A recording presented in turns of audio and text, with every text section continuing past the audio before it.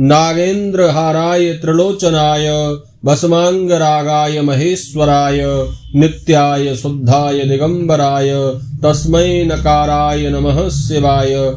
नमस्कार, स्वागत है आप सभी का हमारे YouTube चैनल में। आज के इस वीडियो में आप श्रवण करेंगे मार्गशीर्ष मास के कृष्ण पक्ष के गुरु प्रदोष व्रत की कथा। इस बार मार्गशीर्ष कृष्ण पक्ष का प्रदोष व्रत जो है वह 28 नवंबर गुरुवार के दिन किया जा रहा है। गुरुवार के दिन पड़ने के कारण यह गुरु प्रदोष व्रत अथवा बृहस्पति त्रयोदशी व्रत के नाम से प्रसिद्ध है। इस व्रत को करने से विद्या बुद्धि का लाभ प्राप्त होता है। आज प्रदोष काल का समय रहेगा शाम को 4:37 से 6:07 तक। इस समय में भगवान महादेव की विशेष पूजा अर्चना करें।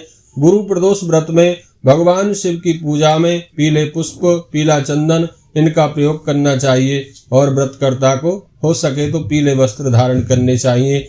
आइए श्रवण करते हैं गुरु प्रदोष व्रत की कथा। एक बार प्रेम से कहिए, बोलिए शंकर भगवान की जय, पार्वती माता की जय।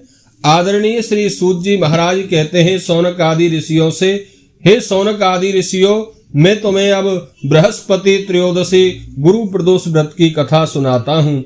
प्राचीन काल की बात है, एक बार इंद्र और वृत्रासुर में बहुत ही घनघोर युद्ध हुआ। देवताओं ने वृत्रासुर की सेना को मार मार के भगा दिया।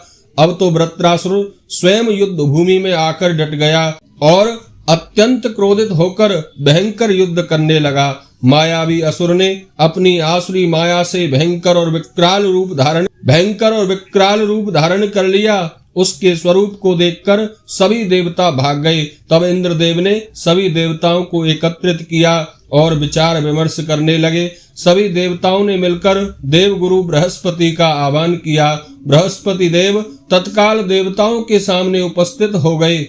इंद्र आदि देवताओं ने बृहस्पति देव से वृत्रासुर पर विजय प्राप्त करने का उपाय पूछा। बृहस्पति देव ने कहा, हे देवेंद्र, पहले तुम वृत्रासुर के पूर्व जन्म की कथा सुनो। वृत्रासुर जो है वह पूर्व जन्म में बड़ा ही तपस्वी और धर्मनिष्ठ था। इसने गंधमादन पर्वत पर उग्र तपस्या करके भगवान शिव को प्रसन्न किया था। पूर्व समय में यह चित्ररथ नाम का राजा था। तुम्हारे समीप जो सुरम्य वन है वह इसी का राज्य था। अब साधु प्रवृत्ति विचारवान महात्मा उस वन में आनंद लेते हैं। भगवान के दर्शन की अनुपम भूमि है।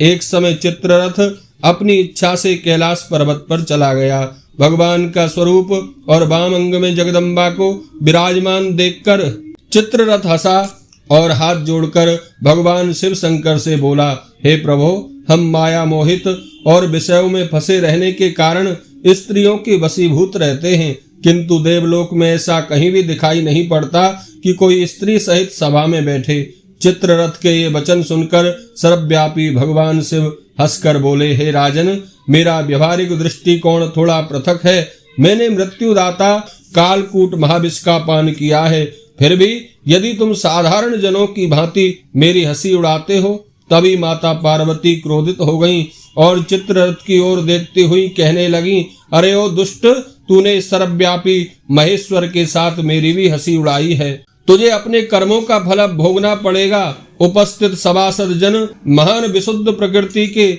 शास्त्र तत्वान्वेषी हैं और सनक सनंदन सनत कुमार हैं। सर्व अज्ञान के नष्ट हो जाने पर शिव भक्ति में तत्पर हैं। अरे मूर्ख, तू अपने आप में बहुत चतुर बनता है। अतएव मैं तुझे वह शिक्षा दूंगी कि फिर तू कभी ऐसे संत जनों का मजाक उड़ाने का दुस्साहस नहीं करेगा।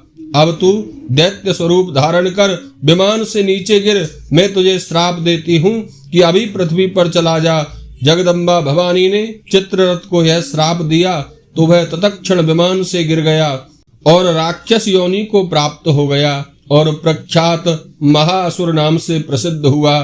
तत्तुष्टा नामक एक ऋषि ने उसे अपने श्रेष्ठ तप से उत्पन्न किया और अब वही वृत्रासुर भगवान शिव की भक्ति और पूर्व जन्म के ब्रह्मचर्य और तप के कारण तुमसे जीता नहीं जा सकता। अतएव तुम वृत्रासुर को जीतना चाहते हो तो मेरा परामर्श यह है कि तुम गुरु प्रदोष व्रत करो। जिससे इस महाबलशाली दैत्य पर तुम विजय प्राप्त करोगे। देवगुरु बृहस्पति के सुझाव को मानते हुए इंद्र आदि सभी देवताओं ने गुरुवार त्रयोदशी व्रत को किया और गुरुवार त्रयोदशी व्रत के प्रभाव से वृत्रासुर को युद्ध में पराजित करके पाताल में भगा दिया।